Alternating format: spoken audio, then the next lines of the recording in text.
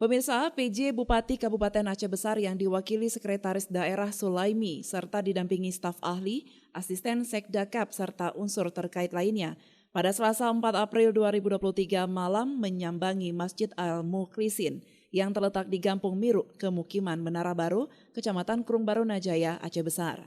Kedatangan PJ Bupati Aceh Besar tersebut guna menyalurkan bantuan material pembangunan masjid berupa semen sebanyak 200 sak yang diterima langsung oleh Badan Kemakmuran Masjid atau BKM Masjid Al-Mukhlisin.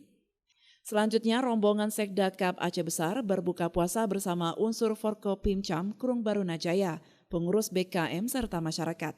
Usai berbuka puasa bersama dan melaksanakan ibadah sholat tarawih, kegiatan dilanjutkan dengan ceramah singkat yang disampaikan oleh Tengku Haji Masrul Aidi.